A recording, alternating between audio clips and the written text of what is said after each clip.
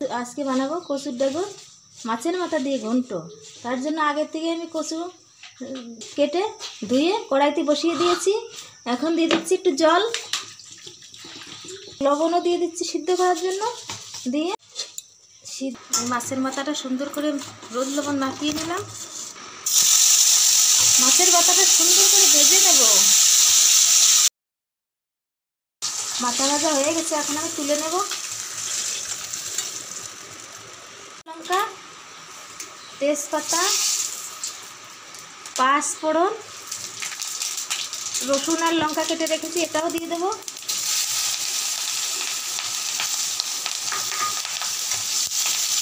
সুন্দর করে একটু লাল লাল করে ভেজে নেব।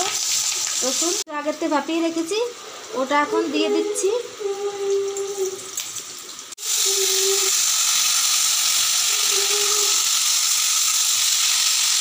দিয়ে দেবো হলুদ গুঁড়ো, লবণ আগে সিদ্ধের সময় দিয়েছি, এখন অল্প দেব।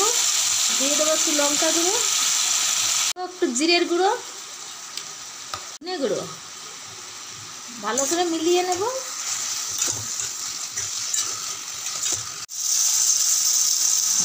মাছের মাথা ভেজে রেখেছিলাম, ওটাও আমি দিয়ে দিচ্ছি।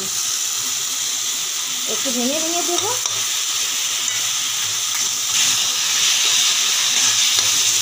এত সুন্দর করে জলটা যত সময় না টানে তত সময় আমি নাড়তে থাকবো, যাতে গলা না চুলকোয়। তার জন্য আমি একটু লেবু দিয়ে দিচ্ছি।